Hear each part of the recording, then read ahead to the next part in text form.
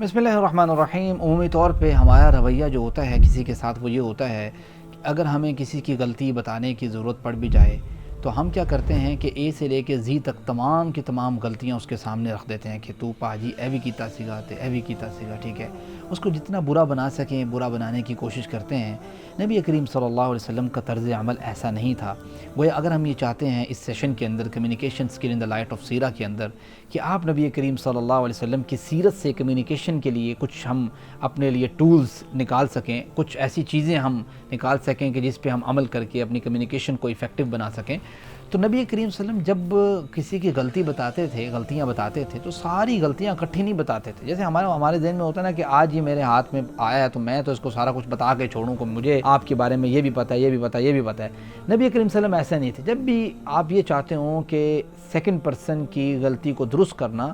تو پھر تھوڑا سا سٹیپ بائی سٹیپ چلیں۔ کبھی دیکھیں کہ سوٹیبل کون سی چیز ہے، ابھی ریلیونٹ کون سی ہے، اس کو آپ پہلے بتا لیں، پھر جب موقع بنے کوئی ایسا موقع ہے پھر دوسری بتا لیں، پھر موقع بنے موقع ہے تیسری بتا لیں، اس طریقے سے چلیں۔ نبی کریم صلی اللہ علیہ وسلم کی سیرت سے جو ہمیں بات سمجھ آتی ہے، یہ سورۃ تحریم کی ورس نمبر 3 میں مینشن ہے، وَإِذْ أَسَرَّ النَّبِيُّ إِلَىٰ بَعْضِ أَزْوَاجِهِ حَدِيثًا فَلَمَّا نَبَّأَتْ بِهِ وَأَظْهَرَهُ اللَّهُ عَلَيْهِ عَرَّفَ بَعْضَهُ وَأَعْرَضَ عَن بَعْضٍ۔ آپ نبی کریم صلی اللہ علیہ وسلم کا وہ واقعہ بڑا مشہور ہے، بخاری مسلم میں موجود ہے کہ آپ زینب رضی اللہ تعالی عنہ کے گھر سے شہد پی کے آتے تو جناب عائشہ اور جناب حفصہ پلان بناتی کہ کس طریقے سے ہم جو ہے نا وہ آپ نبی صلی اللہ علیہ وسلم کا شہد چھڑوا سکیں، تو گویا اس کے اوپر آپ نبی صلی اللہ علیہ وسلم نے کہا کہ میں شہد آئندہ نہیں پیوں گا۔ اور پھر اس طریقے سے ماریہ قبطیہ کے بارے میں آتا ہے کہ آپ نبی صلی اللہ علیہ وسلم نے جو لونڈی تھی جن سے ابراہیم جو ہے وہ اللہ تعالیٰ نے دیے تھے، تو آپ نبی صلی اللہ علیہ وسلم نے کہا کہ میں ان سے دوبارہ صحبت نہیں کروں گا۔ اس طریقے سے کچھ راز تھے جو آپ نے اپنی بیویوں سے کسی بیوی سے شیئر کیے، اس بیوی نے کیا کیا، وہ راز باقی تمام لوگوں کے ساتھ شیئر کر دی، ایک کے ساتھ شیئر کیا۔ تو ظاہری بات ہے جس طریقے سے نارملی ہوتا ہے عورتوں کے مابین، ایک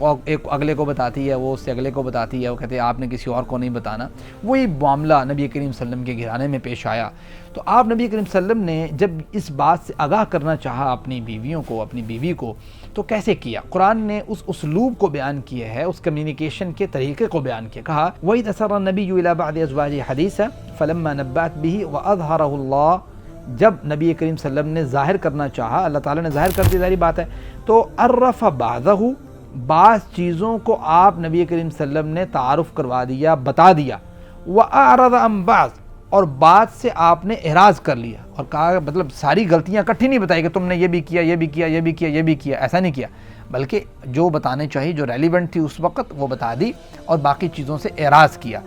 اللہ تعالیٰ کو یہ آپ نبی کریم صلی اللہ علیہ وسلم کا طریقہ اتنا پسند آیا کہ اس کو قرآن کریم میں اس کا حصہ بنایا ہے اور یہ بات بتائی ہے کہ عرف بعضہ واعرض عن بعض کا جو ہے وہ اثر کتنا ہے، کہ آپ جب یہ سوچتے ہیں کہ نہیں آج تو میرے ہاتھ میں، مثال کے طور پہ خاوند یہ سوچے کہ بیوی جو ہے نا وہ میرے ہاتھ میں آئی ہے تو میں اس کو اب ساری غلطیاں گنوا دوں، بیوی یہ سوچے خاوند کے بارے میں، اور زندگی کے ہر ایک شعبے میں انسان یہ سوچے، تو گویا یہ پھر بات مؤثر نہیں رہتی۔ اگر ہم کمیونیکیشن کو آپ نبی کریم صلی اللہ علیہ وسلم جیسا بنانا چاہتے ہیں تو جب بھی کسی کی اصلاح ہمیں جناب درکار ہو، کرنا چاہیں ہم، تو فوراً سے ہم کچھ چیزیں بتائیں اور کچھ چیزیں نہ بتائیں، اس سے بات اثر پیدا ہو جاتا ہے۔ بہت شکریہ، جزاکم اللہ خیر، السلام علیکم ورحمۃ اللہ وبرکاتہ۔